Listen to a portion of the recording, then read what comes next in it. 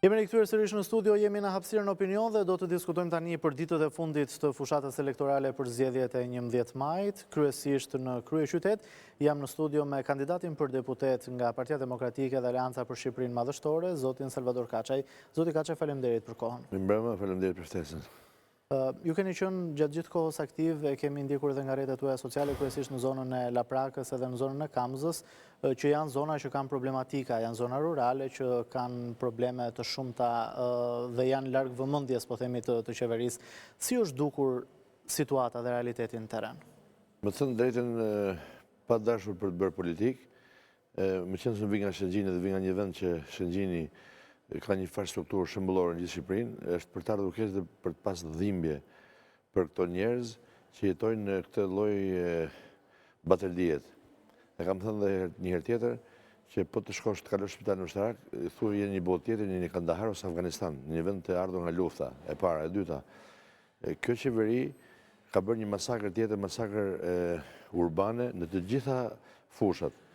Dhe treta dhe më rëndësishme, që është e qëllimshme, mban rreth 90% të legalizime nuk i është dhënë asnjë qytetarit. Dhe kjo është bërë e qëllimshme për të bërë presion tash 12 vite për t'ju marrë votat. Dhe ndërkohë që nuk ju kanë dhënë legalizimet tek shpërndësimit e tërmetit, pra tek dëmshpërimet e tërmetit, edhe këto janë mbajtur qëllimisht në masën 60-70% nuk i japin lekët për t'i mbajtur përsi peng për t'i marrë votën dhe për t'i gënjur, për t'i mashtruar. Pra ky është një turp i qëllimshëm, i mirë organizuar, i rilindjes, i cili është një sekt dhe është në gërhamët e fundit të dorëzimit dhe largimit nga kjo. Çfarë ju premton Partia Demokratike qytetarëve në këtë zonë? Ju kemi parë në krah të zotit Berisha gjatë prezantimit të kandidatëve në zonën ku ju jeni drejtues politik në Laprak dhe në Kamës, që zoti Berisha ka firmosur një kontratë me banorët atje. Çfarë premton konkretisht Partia Demokratike për ata banorë? Zoti Berisha ka firmosur edhe në Kenjësiatet edhe në Laprak, ka firmosur një memorandum mirëkuptimit dhe premtimit me banorët për të bërë këtë gjë, që në radhë parë Partia Demokratike dhe qeveria Berisha do të bëjnë legalizimet në të gjithë popullatën, në gjithë të qytetarë, në 3 muajt e parë do të bëhet identifikime dhe brenda një vitit do të përfundojnë gjithë ky legalizim, do të jepet qytetarëve pa pagesë, falas. Dhe pastaj do të bëhet urbanizimi. Problemi i Laprakës është një problem shumë i madh dhe shumë sensitiv, sepse aty është edhe një hekurull, pra po ndërtohet një hekurull dhe banorët atë po i kërcënojnë për prishjen e banesave 30 metra në krahun e djathtë, 30 metra në krahun e majt, pra 2 krahat për të prishur banesat. Kjo është një presion që bëhet, një shkelje kushtetuese dhe një veprim antiligjor dhe antinjerëzor, ku qeveria e Partisë Demokratike këtë do ta hedhin poshtë të projekt dhe këtë program, dhe të gjitha këto shtëpia të Laprakës, pranë hekurullës, kudo, të Kamzës, Paskuqanit, të Vorës, në gjithë Shqipërisë dhe gjithë Tiranës, do të bëhet në radhë parë legalizimi. Dhe doktor Berisha është një person që njihet që e marr fjalën po në kanë po, jo në kanë jo, e ka jo. Që do të thotë të gjithë të qytetarë i siguroj, të jenë të sigurt dhe të qetë, që të shkojnë me 11 maj të votojnë ndryshimin dhe të votojnë numri 1 për Shqipërinë Madhështore, që doktor Berisha dhe kjo qeverisje e tij që do të vijë shumë shpejt, do ta mbajnë fjalën për pikërisht për këtë që është një problem, një mangth dhe një ankth shumë i madh i gjithë qytetarëve. Zoti Kaqaj, ju keni kaluar shumë fushata elektorale në jetë, jeni një politikan me shumë vite eksperiencë, keni bërë fushata të llojeve të ndryshme vendore dhe jeni në politikë prej vitesh. Si e shihni frymën e qytetarëve? Sepse nga ajo që kanë deklaruar edhe zyrtarët e Partisë Demokratike dhe vetë zoti Berisha, këtë herë, thot zoti Berisha, fryma e qytetarëve është fryma e ndryshimit dhe e kemi dëgjuar shumë shpesh këtë frymën e ndryshimit. Besom, Ronaldo, atë sinqerisht ja u them që ka një frymë dhe një atmosferë kundër qeverisë, kundër kësaj qeverisë. Është një frymë dhe një mosbesim të kjo qeveri. Unë kam takuar shumë socialistë gjatë fushatës dhe ju kam bërë një pyetje. Më thoni një arsye pse mund ta votosh Partinë Socialiste? Pse është një pjesë që janë fanatik socialist, jo rilindas. Dhe ata nuk kanë çfarë të thonë. Një të vetme. Pasaportin europiane nuk e kanë?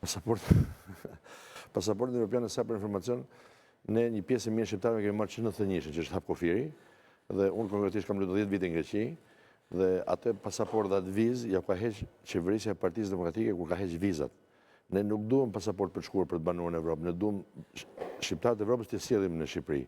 Të sjellim në Shqipëri dhe programi i Partisë Demokratike është pikërisht për këto njerëz që do të kthehen, që do jenë 5 vite pa taksa. Dhe përveç kësaj, që është jo një premtim, një veprim që do të bëhet realitet, ajo që është shumë e rëndësishme është tek pensionistët, është e tmerrshme. Janë pensionistë me 7.000 lekë, me 8.000 lekë, me 8.000 lekë treja, pra me 100.000 lekë, 120.000 lekë, që është e tmerrshme. Dhe kjo, pra 200 euro që janë minimumi jetik, për çdo njeri, nuk do të jetë për pensionistët, do të jetë edhe për ato që janë të papunë. Pra kjo është minimalja, por në fundit do të hanë bukë. Po me 80.000 lekë dhe me 100.000 lekë si mund të hash bukë. Unë kam motën time konkretisht në Lezhë, që me 100.000 lekë pension, atë paguajnë dritat, të paguajnë ujit, apo të paguajnë qenë në shtëpisë. Që do të thotë nuk është njerëzore kjo sjellje që ka bërë Partia Socialiste këto 12 vite dhe kryetari i organizatës dhe kryetari i bandës Edi Rama me qytetarë shqiptarë, të cilët përsëri tallet me to, i quhen dele, i quhen lop, i quhen autik, hardhuca, i quhen bretkoca, i quhen lloj epitetesh. Dhe ky po tallet përsëri me shqiptarët. Dhe se kuptoj domethënë i bëj thirrje gjithë edhe socialistëve të ndershëm, të ndeshkojnë me votë. Ta çojmë në shtëpi, sepse ky është vel me qeverisjen, është vel me lekët me vjedhje, është një hajdut ordiner. Një vetëm vjedhjen, mashtrimin dhe presionin. Asnjë gjë tjetër nuk din kryetari i bandës kriminale që quhet Edi Rama. Ku ka Iron Velin, kryetari i bashkisë, që para 3 vitesh thotë është zoti. Është zoti, është mesia i ri, i lindur, i rilindjes. Iron Velin ku është sot? Në pa thënë tjerët, ku është Iron Velin sot? Është aty ku do shkojnë dhe Edi Rama shumë shpejt. Ju keni jetuar në Greqi, e thatë edhe vetë keni jetuar atje, vite e njihni komunitetin shqiptar, problemet e komunitetit shqiptar atje, dhe keni patur dhe kontakte gjatë kësaj periudhe të fushatës për shkak të votës së diasporës. Kemi parë gjatë këtyre ditëve, zoti Kaçaj, që janë raportuar nga Partia Demokratike problematika lidhur me votën e diasporës në Greqi konkretisht. Ju kanë ardhur raportime ju personalisht për problemet tilla pasi jeni në kontakt me Përveç kësaj, komunitetin shqiptar? faleminderit për pyetjen, po interesante pyetja. Përveç kësaj, unë jam marrë personalisht në Athinë dhe në gjithë Greqinë për të regjistruar anëtarët e Partisë Demokratike dhe qytetarët shqiptar.